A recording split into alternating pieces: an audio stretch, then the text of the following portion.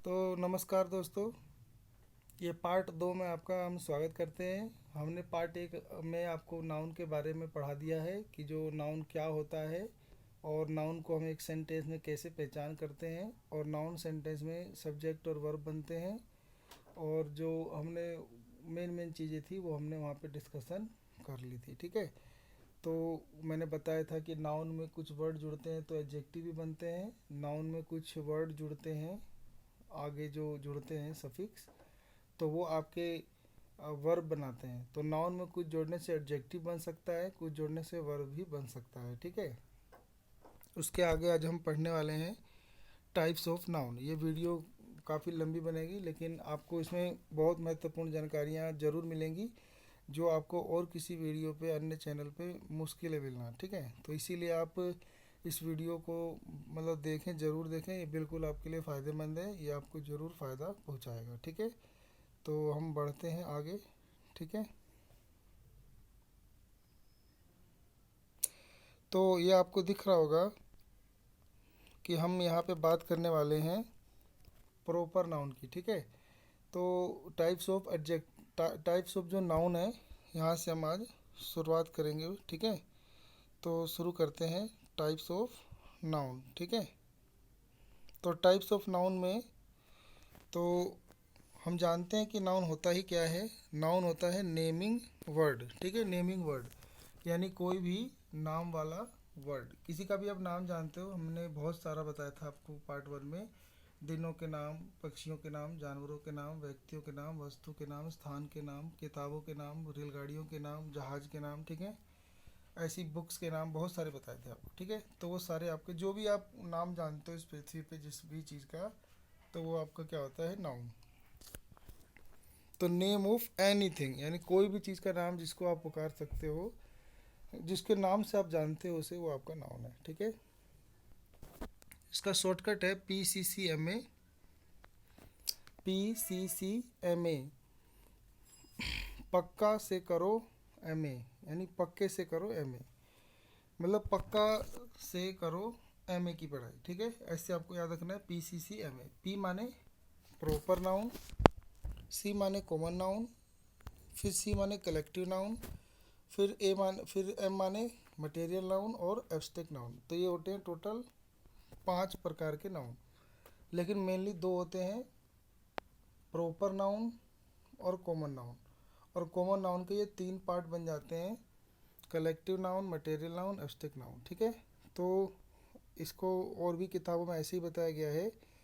तो अभी हमारे हिसाब से हम इसको कैसे पढ़ेंगे कि जो प्रॉपर नाउन है, कॉमन नाउन है और कलेक्टिव नाउन है, तो ये तीनों को हम कह सकते हैं ये काउंटेबल नाउन है। तो सी मतलब ये तीनों को हम काउंटेबल नाउन कहते हैं। काउंटेबल नाउन क्या होता है? ऐसा नाउन जिसकी गिनती की जा सकती है, जिसकी गणना की जा सकती है, उसका सिंगुलर प्लूरल बन सकता है, जिसको गिना जा सकता है, तो उनको कहते हैं काउंटेबल नाउन। और जो मटेरियल नाउन है और एब्स्ट्रैक्ट नाउन है, इसके आगे हमने यहाँ लिखा है UC यानी अनकाउंटेबल नाउन। अनकाउंटेबल नाउन ऐसे नाउन होते हैं जिनको गिना नहीं जा सकता है लेकिन मापा तोला जा सकता है। ठीक है, तो जैसे मिल्क होता है, वाटर होता है, गोल्ड होता है, ठीक है, लव होता है, हेट होता है, ऑनेस्टी होती है, ब्रेवरी होती है। तो ये सारी चीज़ें जो हैं ये आपके अनकाउंटेबल नाउन है, इनको गिना नहीं जा सकता है, ये हमेशा सिंगुलर होते हैं।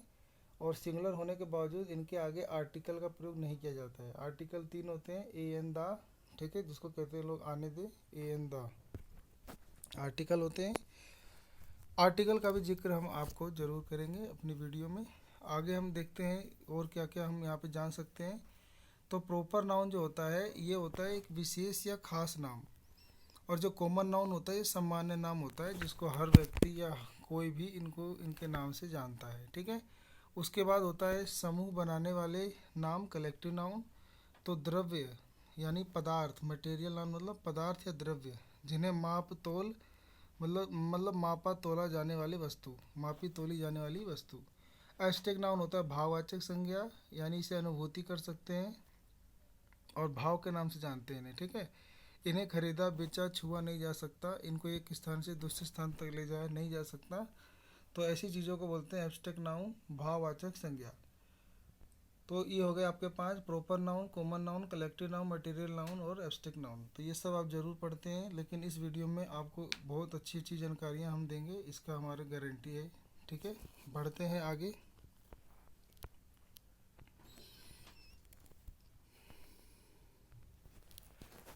तो हम आज शुरू करते हैं यहाँ से पढ़ना। तो हमारा पहला मिलेगा आपको यहाँ पे जीरो आर्टिकल लिखा है मैंने प्रॉपर नाउन के पहले। तो क्या होता है प्रॉपर नाउन? तो प्रॉपर नाउन क्या होता है? A proper noun is a particular name of something. Something मतलब पर्सन, प्लेस और थिंग। पर्सन, प्लेस और थिंग, ये तीन को खासकर प्रॉपर नाउन बोलते हैं, पर्सन, प्लेस और थिंग। तो ये proper noun is a particular name of something, यानी पर्सन, प्लेस और थिंग। तो जो प्रॉपर नाउन होता है वो पर्सन और थिंग का नाम होता है, ठीक है, या प्लेस भी हो सकते हैं प्रॉपर नाउन। तो यानी किसी खास व्यक्ति, वस्तु, स्थान के नाम को प्रॉपर नाउन के नाम से जाना जाता है। जैसे राम, जैसे राम मान लो एक क्लास है, 30 बच्चे हैं, तो उसमें हम एक किसी लड़के को बुलाना चाहते हैं, तो उसका एक नाम रखना पड़ेगा। तो झुंड में ताकि वो अलग हो, तो उसका हमने नाम रख दिया राम। तो राम क्या हो गया? प्रॉपर नाउन, क्योंकि 30 बच्चों में किसी एक बच्चे का वो प्रॉपर नाम है, पक्का नाम है, विशेष नाम है, खास नाम है, उस नाम का खास एक ही लड़का है, तो इसीलिए उसको बोलेंगे राम। ऐसी श्याम, पटना, दिल्ली। अब पटना भी देखो कई, अब हर जगह तो पटना होगा नहीं, तो भारत में कोई एक जगह का स्थान का नाम हमने क्या दे दिया? पटना। तो पटना कैसा हुआ इस समय? प्रॉपर नाउन, ठीक है। फिर यहाँ शुरू में लिखा हुआ था कि जीरो आर्टिकल, ठीक है, कोई भी पर्सन का नाम है, प्लेस का नाम है, ठीक है, पर्सन प्लेस का नाम है, तो इन दो के आगे कभी भी आर्टिकल आपको नहीं लगाना है, ठीक है। बस कुछ शर्तें होती हैं, कभी कभी इनमें लग भी जाता है, लेकिन ये आपको ध्यान रखना है कि कोई भी पर्सन और प्लेस के नाम के आगे आपको जीरो आर्टिकल, यानी आर्टिकल यूज़ ही नहीं करना है, ए एन और दा का यूज़ करना ही नहीं है, ठीक है। लेकिन जो कुछ थिंग होती हैं, यानी वस्तु होती है, उन वस्तु का प्रयोग हम कभी कभी आर्टिकल का प्रयोग कर भी लेते हैं, तो इसीलिए हम इसमें दो रखेंगे, पर्सन और थिंग, ठीक है। यहाँ पे आप थिंग भी जोड़ लेंगे। उसके बाद हम कुछ फैक्ट पढ़ेंगे इसके बारे में, प्रॉपर नाउन के। तो फैक्ट में लिखा है कि number 1, it is always written beginning with capital letter. It is always written beginning with a capital letter, यानी प्रॉपर नाउन का इस्तेमाल अगर हम कहीं भी करते हैं तो इसका जो पहला लेटर होता है, पहला अक्षर होता है, वो आपका हमेशा कैपिटल में होना चाहिए, ठीक है। तो आपने पढ़ा होगा लेटर दो होते हैं, कैपिटल लेटर, स्मॉल लेटर, ठीक है। तो आपको ध्यान रखना है कि जो प्रॉपर नाउन होते हैं उन्हें सेंटेंस में किसी भी स्थान पर रखा जाए, चाहे सब्जेक्ट के या ऑब्जेक्ट के, या केस इन पोजीशन बना के लिखा जाए, एड्रेस करके लिखा जाए, ठीक है, तो वो सारे आपका पहला लेटर उनका कैपिटल होगा। जैसे मैंने ऊपर देखा था आपने कि जो ये राम है इसमें कैपिटल आर लिखा हुआ है, श्याम में भी एक कैपिटल एस लिखना था, पटना में भी बड़ा पी, कैपिटल पी, और दिल्ली में बड़ा डी लिखना है, ठीक है। चाहे सेंटेंस में दिल्ली शुरू में लिखा जाए, एंड में लिखा जाए, बीच में लिखा जाए, केस इन पोजीशन की तरह लिखा जाए, कंपाउंड नाउन की तरह लिखा जाए, ठीक है। उसके बाद नंबर 2 है कि generally a proper noun is a singular and get singular verb. अगर जनरली बात की जाए तो प्रॉपर नाउन सिंगुलर ही होते हैं और सिंगुलर वर्ब इस्तेमाल किए जाते हैं। तो जो ये राम वर्ड है, श्याम वर्ड है, पटना है, दिल्ली है, अगर इनका इस्तेमाल किसी सेंटेंस में अगर आप करते हो नॉर्मली, तो ये प्रॉपर नाउन की तरह जब करते हो तो इनके लिए सिंगुलर ही लिखना है और इनके साथ सिंगुलर वर्ब ही यूज़ करना है, ठीक है। और लिखा है number 3, generally article does not come before it, यानी कभी भी इनके आगे आर्टिकल आपको देखने को नहीं मिलेगा। तो ए एन और द ये आर्टिकल होते हैं, ये कभी भी इन प्रॉपर नाउन के पहले आपको नहीं मिलेंगे दिखने को। अगर मिलते हैं तो वो किसी खास व्यक्ति, खास स्थान और खास वस्तु की बात कर रहे होंगे, ठीक है। लेकिन नॉर्मली प्रॉपर नाउन के आगे कभी भी आपको आर्टिकल नहीं मिलेगा। प्रॉपर नाउन हमेशा सिंगुलर होते हैं, उनके साथ सिंगुलर वर्ब आती है, और प्रॉपर नाउन का पहला अक्षर कैपिटल होता है। तो ये तीन बातें आप प्रॉपर नाउन से सीख जाते हैं, ठीक है। अब एग्जांपल लेते हैं। मैंने यहाँ छोटे आई से लिखा है इंडिया, ठीक है। तो ये छोटे आई से लिखा है India is a secular country. Secular मतलब होता है धर्मनिरपेक्ष राष्ट्र है, देश है, ठीक है, सॉरी।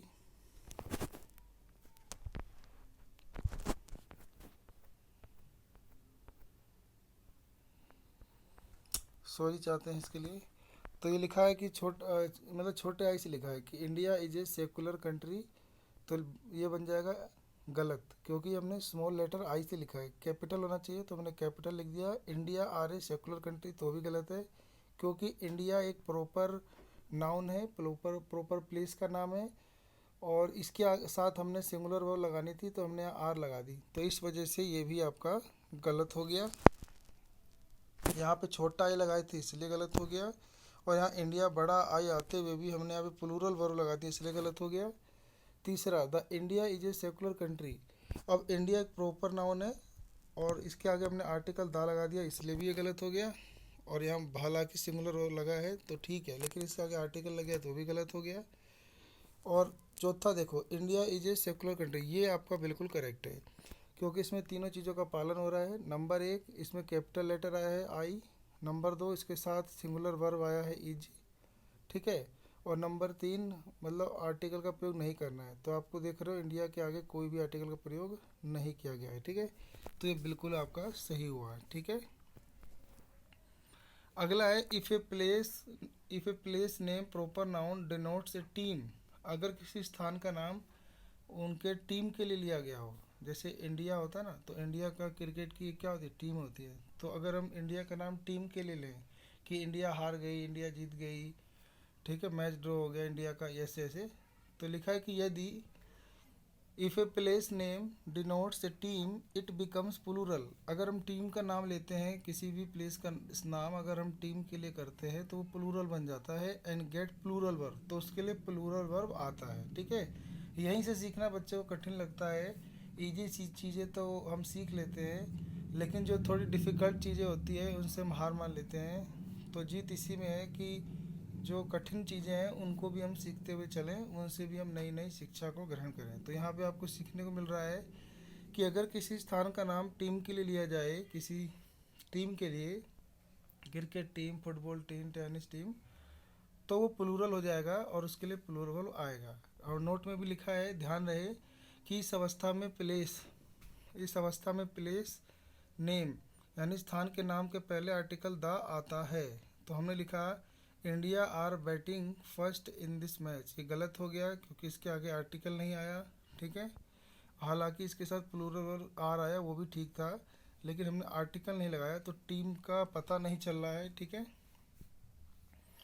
अब हमने द इंडिया लिख दिया तो ठीक है, लेकिन इसके साथ हमने प्लूरल की जगह सिंगुलर वो लगा दिया इज, तो ये भी गलत हो गया। The India is a batting first in this match, ये भी गलत है। तो हमें ठीक करने के लिए क्या करना पड़ेगा, तो the India are batting first in this match, तो ये आपका बिल्कुल सही है, क्योंकि यहाँ पे जब इंडिया का नाम है, ये इंडिया एक प्लेस का नाम है, लेकिन इसके आगे द लगने से अब ये टीम बन गया है, ठीक है, क्रिकेट टीम ऐसे कुछ बन गया है, और इसके साथ प्लूरल वर्ब आएगा, क्योंकि अब ये प्लूरल बन गया है तो इसीलिए यहाँ पे आर आएगा, ठीक है। तो ये बिल्कुल ठीक हुआ आपके लिए।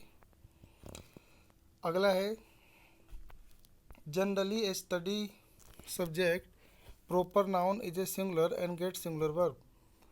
जो साधारणतः जो होता है, if study subject is singular and get singular verb, जो भी एक स्टडी वाला सब्जेक्ट होता है, जैसे इकोनॉमिक्स, मैथमेटिक्स, फिजिक्स, ठीक है, तो ये सारे ना सिंगुलर होते हैं और इनके साथ सिंगुलर वर्ब आती है, ये लिखा हुआ है। तो हमने देखा यहाँ पे उदाहरण के लिए कि लिखा है फिजिक्स के साथ हमने आर लगा दिया, तो फिजिक्स एक सब्जेक्ट का नाम है, भौतिकी साइंस का एक पार्ट है, तो physics are a difficult subject गलत हो जाएगा। फिजिक्स के साथ सिंगुलर वर्ब लगा देंगे इज, क्योंकि ये सब्जेक्ट का नाम सिंगुलर होता है तो वर्ब सिंगुलर आएगा, तो इज लगा देंगे, तो physics is a difficult subject. अगला लिखा है कि if a study subject proper noun is possessed by anyone, तो it become plural and gets plural verb.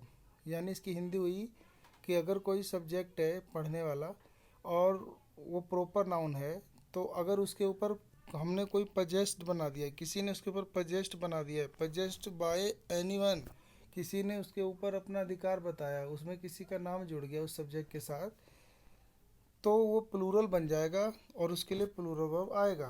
तो ध्यान रहे कि इस अवस्था में भी स्टडी सब्जेक्ट के पहले आर्टिकल द का प्रयोग हो सकता है, क्योंकि प्लूरल में हो सकता है द का प्रयोग।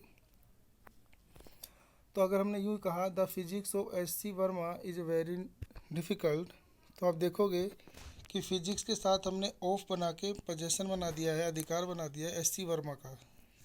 तो हम बात कर रहे हैं एस सी वर्मा के फिजिक्स की। The physics of S C Verma, तो अब ये प्लूरल हो गया और दा लगने से प्लूरल हो गया, तो इस वजह से यहाँ पे हमें इज लगाने से गलत कर दिया हमने, क्योंकि अब ये प्लूरल हो गया तो वर्ब प्लूरल आनी चाहिए, तो हमें आर लगाना होगा, तो इसीलिए ये गलत हो गया पहला वाला। दूसरा, physics of S C Verma are very difficult, अब यहाँ पे आर लगाते हुए भी ये गलत क्यों हो गया, क्योंकि हमने फिजिक्स के आगे आर्टिकल यहाँ दा भूल गए लगाना, ठीक है। तीसरे में देखोगे तो यहाँ दा भी लगा है, आर्टिकल प्लूरल भी लगा है, मतलब आर्टिकल भी लगा है दा और प्लूरल वर्ब भी लगा है आर, तो इसीलिए भी ये सही है। तो सही सेंटेंस होगा the physics of S C Verma are very difficult. तो हमने एक पार्ट आपका आज ख़त्म करा दिया, जिसमें हमने देखा कि वो प्रॉपर नाउन था, ठीक है। तो प्रॉपर नाउन के आगे अब हम कॉमन नाउन जो है वो अगली वीडियो से पढ़ना शुरू करते हैं, ठीक है। तो मिलते हैं आपके अगली वीडियो पार्ट 3 में।